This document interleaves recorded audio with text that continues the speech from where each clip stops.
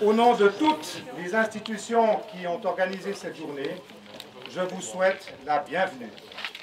Ich heiße Maurice Clerc und im Namen aller Organisationen, die diese Tagung organisiert haben, heiße ich euch willkommen.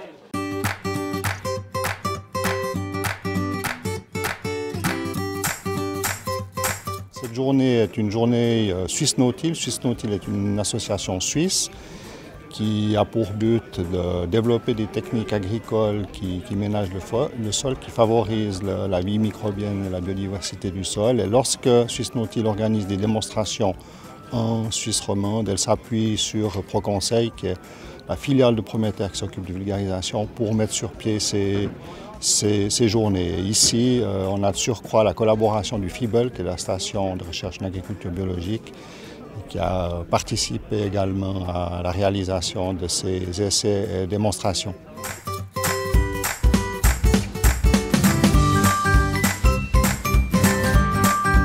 C'est au fond une manière de faire passer des messages qui sont beaucoup plus efficaces et parlantes que des théories en salle. Là, on peut montrer aux agriculteurs concrètement quelles sont les possibilités techniques pour toujours davantage réduire l'usage des produits phytosanitaires et avoir donc une agriculture qui ménage l'environnement. Alors, les journées de Suisse Nautile, pour nous, c'est très important que toutes les organisations travaillent ensemble et on peut atteindre des objectifs.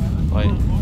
Alors ici, l'idée, c'est de détruire une luzernière sans retourner la terre et puis sans herbicides aussi, puisqu'on est sur une exploitation biologique. Alors ces journées permettent aux agriculteurs de s'informer sur les nouvelles techniques, parce qu'on fait des démonstrations et des essais aussi qu'on met en place, et ça leur permet de voir un petit peu en pratique ces nouvelles technologies, de les emporter chez eux et si possible les tester chez eux. L'idée, c'est de leur apprendre à revenir sur le sol, de regarder aussi un petit peu ce qui se passe dessous, parce qu'on voit facilement avec les yeux ce qui se passe dessus, aller un petit peu dessous, creuser un petit peu ce qu'il y a dessous, c'est un peu plus important, mais c'est un peu plus difficile, mais c'est très important, parce que ça permet de comprendre comment fonctionne un sol. Donc c'est international, ça c'est lié à Suisse Nautile. Suisse Nautile, on a des membres qui viennent du Luxembourg, on a des membres qui viennent de France. Et donc l'idée c'est aussi d'avoir cet échange international entre les pratiquants suisses et puis leurs collègues français. C'est aussi très riche d'expérience parce qu'on a des fois des conditions un petit peu différentes, des conditions agroéconomiques on va dire surtout. Et cet échange est très vital et très important. Alors moi je viens à cette journée principalement pour découvrir un petit peu les essais qui se font dans ces nouvelles technologies. Puis cette année j'ai fait un colza associé sans herbicide, donc je veux voir un petit peu les technologies qui se développent. Et je pense que c'est une bonne plateforme pour se rendre compte de tout ce qui se passe, tous les changements qu'il y a dans notre agriculture vaudoise, voire même suisse romande. Et je pense que c'est un bel endroit pour voir les différentes techniques. Ça permet aussi de discuter avec des collègues, de pouvoir échanger, et c'est quelque chose de très appréciable.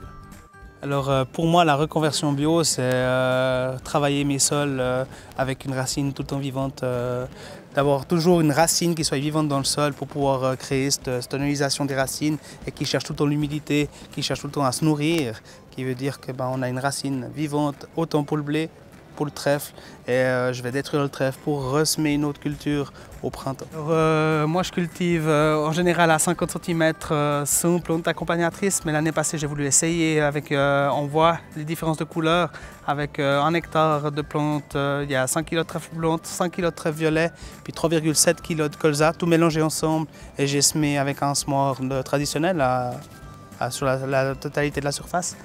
Mais j'ai pu voir qu'en même temps, le trèfle violet pousse à la hauteur puis risque de venir justement avec le colza puis rajouter de l'humidité. Alors l'année prochaine, on voit dans la parcelle brune à côté que j'ai semé, on va sarcler comme à 50 comme j'ai fait après, mais au dernier passage je vais semer des trèfles pour justement avoir une racine toujours vivante dans le sol. On revient toujours à une racine vivante contre une racine vivante.